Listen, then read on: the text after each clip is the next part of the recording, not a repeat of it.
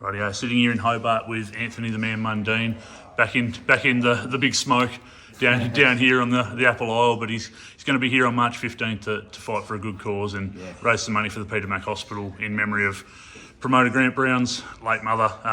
Got to feel pretty special to be able to do that, mate. Yeah, bro. That's the reason why I did it, is because of Cheryl, and I was quite close to Cheryl Brown, and just when Tassie asked me to do it, I said no problem, bro. I said I'll do it. You know what I mean?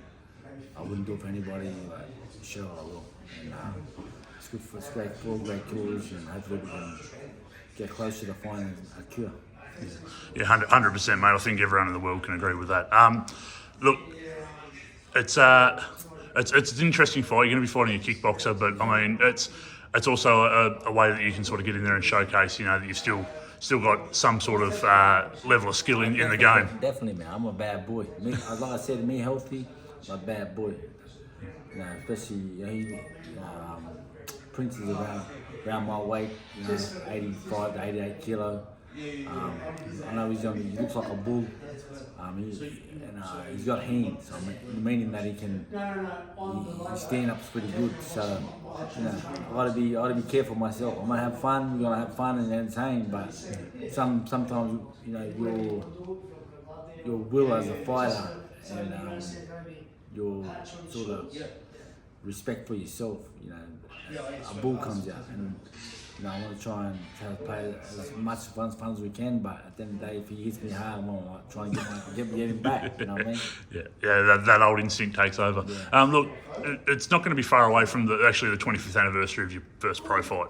This fight, it's only going to be a couple of months away. I don't mean to make you feel old or anything like that, but I mean the fact that you started at that point, it's so completely different. You went from this crossover sensation from rugby league to the biggest star and probably in Australian sport, and now you're able to come down here and actually give some shine to a very small boxing scene, but also a lot of guys who are really looking for that opportunity to go to the next level. Like I said, man, no matter how you slice it and dice it, I'm the best athlete that ever lived, especially from these shores, arguably around the world. Name me somebody that's gone from the NFL and went to become a three-time world champion. No. Name me someone who went for soccer at the highest level, become a three-time world champion. Rugby league's a hard sport. It's a hard sport. And at the time when I left, I was the baddest motherfucker in the game. You know what I mean? I was the baddest. I was the highest paid player, and I was getting a big bucks because of my value, and I was the best. The 5'8", talking about 5'8", Laurie Daly, Brad Fittler, I respect them so much. I respect them a lot, but they didn't have shit on me. And when we played each other, they knew it was on. They knew it was dog eat dog now. It's like I'm going in with the champion. I took that like a prize fight when we went one-on-one with their teams. And they had a team full of internationals. And guess what? Out of the 6 years that I played professionally, their team never beat me once. Their performance never beat me once. I was the baddest boy on the planet. And I proved it to him. And I used to tell him before I played him, why I pick him, I'll whip him. He's running on old legs, you know what I mean? But they don't want to tell the people the history, the true history. You know what I mean? They kept me out of the Australian team because I was very, people say controversial, but I was very straight up, and I stood by my beliefs as an Aboriginal man, and I stood up I'm a Muslim also, you know what I mean? So that they had some kind of resentment towards me. They don't want to give me my flowers. They still don't want to give me my flowers. But one day they're going to have to, inshallah. So you're obviously very passionate, very strong about that. You were sort of this, I'll say the word, you're a bit of a pariah to the public. They didn't want a bar of you. They only wanted to, a lot of people also still say they wanted to tune in to see you get beat. Do you feel sort of burned by boxing at all in that sense, or because you're still so close to the game, obviously, and so tied into it? To boxing or football? Oh, boxing, or sport in general, but both, obviously, yeah. Yeah, man. They never gave me the love that I deserve, just like the system, and this they don't want to give me my flowers and my just dues like I deserve. You know what I mean? I'm the baddest motherfucker ever. There ain't never been nobody like me in 1,000 lifetimes. Nobody. Since the start of time till now, there's no one been like me. No one's achieved what I did at 2 sports at that level. You know what I mean? Yeah, no, But I agree. But if I was a white fella and I was very, corporate, Yeah, I'd be the fucking best thing. I'd have statues in fucking every city, every state. You know what I mean? But I'm a black fella. I'm a Muslim. I stood up. I was like Malcolm X when he got crucified, standing up for not going to the war. You know what I mean? And I mean Muhammad Ali. But I'm a miniature version of that. yeah, You know what I mean? And it does break my heart because it just shows me the tall property, the fucking racism. You know what I mean?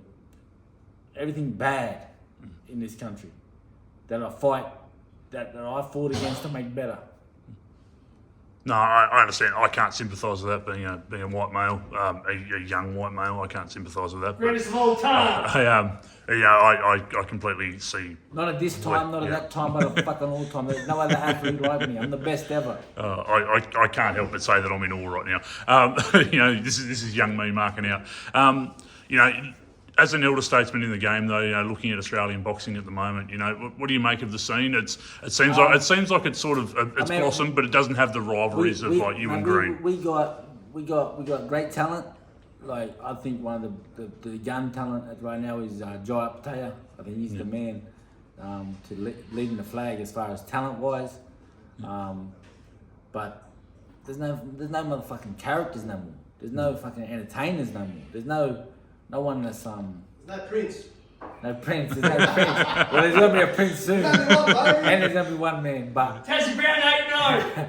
but you know what I mean. So we just need to find these get the characters out of people and get the people to be themselves and to shine and have their own personality. Yeah. Who are some of the guys you like to watch on the Australian scene? You just mentioned Jai. There's great talent like Georgie Campos is great talent. Jai Patel I think is the best at the moment. Timmy Zhu is a great talent. Liahm Paro is a great talent. Yeah. So we do have fighters that at that level, as far as world class level. But the only one that I see standing out above everyone is Jai. Yeah. You know what I mean? And look what he's doing. He cleaned up. He's about to clean up the division. Yeah. Well, what do you put that? And he doesn't get the credit that he deserves. No. Is that because he's a Polynesian, or he's a good man, he's a righteous man, but they ain't backing him like they're backing like they back Jeff Horn or someone like that, or Denny Green. You know what I mean? They never backed me. I made myself infamous from the shit I did and the shit I said, but not just that what I did on the field or in the ring. I made myself infamous. You know what I mean? So if you look back on it, what sort of the what sort of the thing do you think sets Jai apart? I just think, I'm not lucky for Jai, but there's not that many great cruiserweights. It ain't stacked. It's not a stacked division like say at the moment maybe heavyweight or super welterweight. Yeah. You know what I mean? So it's not a really stacked division. There's no really other premier fighters like Jai in that division. It was Breeders. He's probably the closest one. Yeah. That he fought and beat on points. You Yeah. know?